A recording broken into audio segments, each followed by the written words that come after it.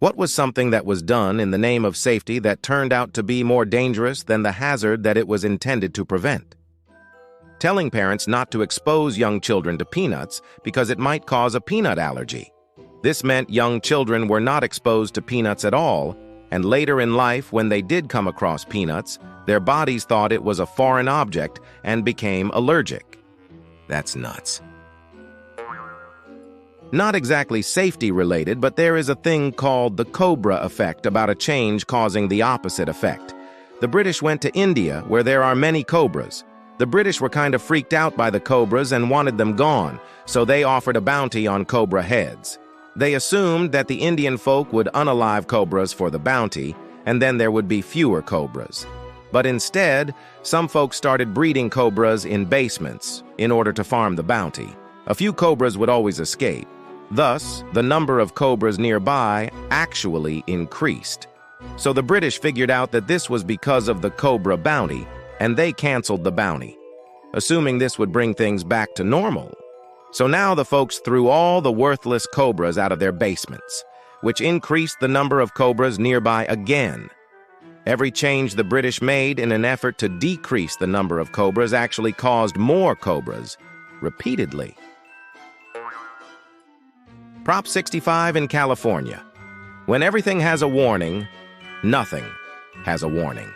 It causes fatigue, and now people ignore even legitimate, important information. I remember a post of some foreign guy visiting the US, and he saw the label on something he bought, freaked out, and made a post on Reddit. We were all like, they put that on literally everything, don't worry about it. Some fishing lures I bought as a kid used to have them lol.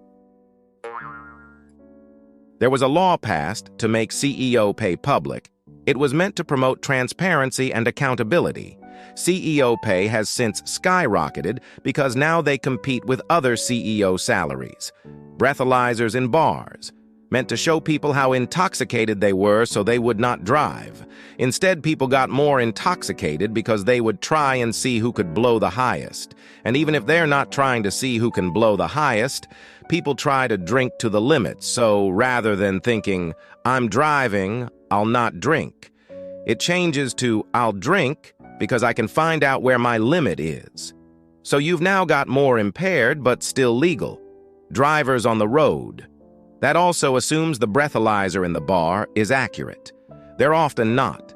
They don't have the same legal requirements for regular calibration that the ones the police use do. At the limit on the bar unit could be over the limit on a police unit, like the police signs that show your speed as you drive by. Meant to let you know that you are speeding, instead gave a public announcement of who could drive the fastest. In my town, the high school kids realized that one was set exactly 1/4 mile down a straight road from a traffic light. Passenger would record video on his phone as proof of who hit the highest number. Stranger danger. Most children are preyed upon by people they know. Absolutely. Better for a lost child to quickly ask an adult for help than wander around for hours and get themselves into difficulty because they're scared of all adults. We tell our kids to go into a shop and ask for help or ask a family for help. Not just children. People worry about random acts of violence, but it's far more likely you'll fall victim to an act of violence from someone under your own roof. As an 80s kid, it really ducked up ours and the next generation. There was this huge backlash of letting kids play outside alone due to that whole stranger danger BS. Nosy neighbors would yell at you for letting your kid play in the yard because they might get abducted if you aren't staring at them 100% of the time. And yes, abduction by strangers is extremely rare. The vast majority of abductions are from non-custodial parents or relatives. During World War II, the Allies needed a way to make their tanks waterproof, so no water would leak in during a beach landing as they send their tanks into the water to support the troops' landing. They used paint mixed with a chemical that did the trick, polytetrafluoroethylene, which was discovered by American company DuPont in 1938. After the war, DuPont thought the chemical was too useful to go to waste. They had plans to put it in the homes of every middle-class family. Along came Teflon pots and pans. During the 50s, Teflon was rather popular. Their no-stick pans made cooking just that much easier for a low price. Sometime around the 1970s, numerous employees responsible for cleaning the large vats with the chemical within started getting horribly sick, different forms of cankers that developed quickly and were fatal. Most of these workers were women, some were pregnant. Almost all babies of these workers in contact with the chemical were born with all kinds of life-changing birth defects. Testing ensued, and it was discovered that the chemical used was carcinogenic, a very serious risk for canker. They had their results from testing during the mid-70s. They swept it under the rug completely, and not only kept using the chemical commercially and otherwise, but they consistently dumped the chemical waste in various rivers and dumping grounds. Around the late 90s, a lawyer and some others did some digging around as farmers were reporting strange unalivements from their farm animals. Turns out, said animals were drinking from a river connected to one of those dumping grounds. The animals' insides had turned rotten from the canker. The farmer and his family were all at serious risk for cancer as their well used that water. This happened to many farmers in the West Virginia area. The lawyer teams do their casework, present it, etc. Trials are pushed back and delayed for nearly 20 years.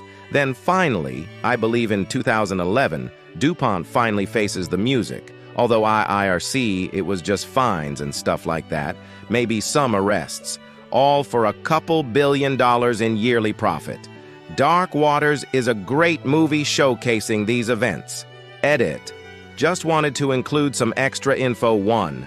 The research around the chemical during the 70s was done in-house at DuPont buildings, led by DuPont staff. Very easy for them to cover up results. 2. This chemical can be broken down within the body. However, it takes roughly 200-300 years. So if you have it in your system, it's there until unalivement. 3. The chemical plant workers got the worst of it without a doubt. However, any family out there that was using Teflon pans would have been affected too. Every time a meal was made with one of those pans, trace amounts of the chemical would go into the food due to the high heat. Entire families, including babies in the womb, would be poisoned a little bit with each meal. That time, a UK swimming pool forced a one-child, one-adult policy, meaning mums with more than one kid couldn't go at the kids' hours during the week when the dads were at work. The intention was to prevent drownings. The pool had never had a drowning. The result was, kids didn't learn to swim and drowned at other swimming venues. Putting babies on their stomach to reduce incidence of cold and flu. That led to a material uptick in SIDS, sudden infant unalivement syndrome, in many Western countries who adopted this practice. Most Asian countries rightly ignored this advice.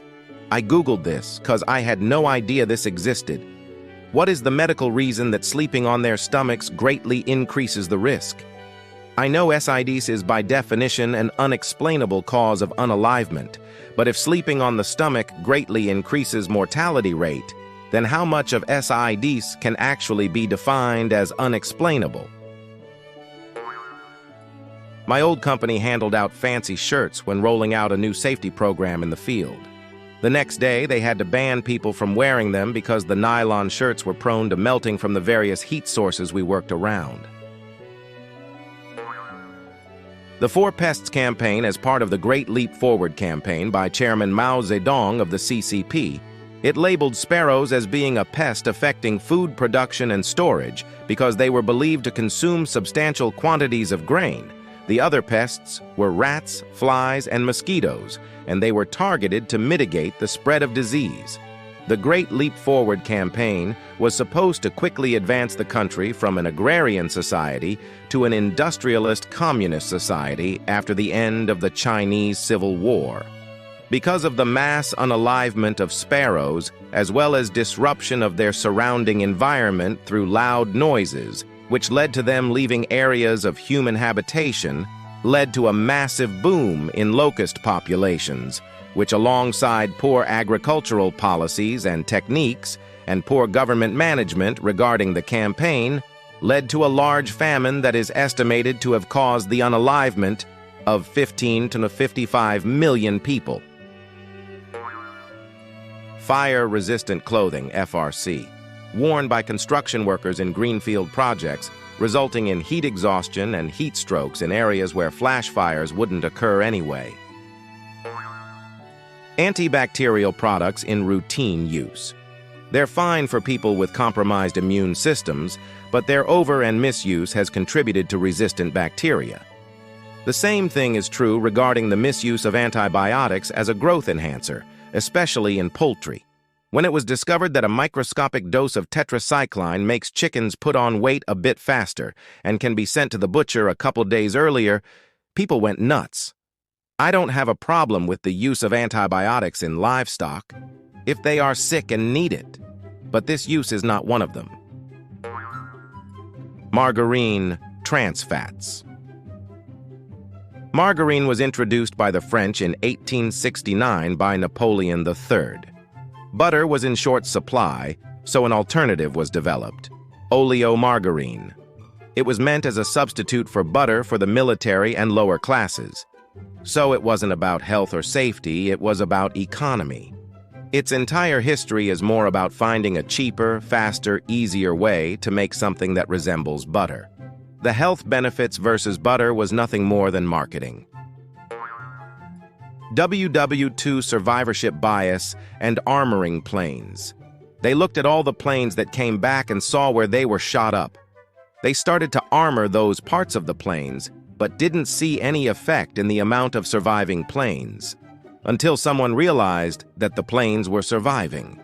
They needed to armor the areas that weren't shot, because that's where destroyer shots happen. The planes that were shot in those areas didn't return. Recycling anything besides aluminum cans. The math on that has always been easy to do. Extra trucks cause more pollution. Facilities to process them create useless jobs and more pollution. Nothing critical is made from recycled materials, and they become more garbage. Landfills are practical and don't harm the environment or groundwater, in fact, giving off gases we harvest and use to fuel power plants.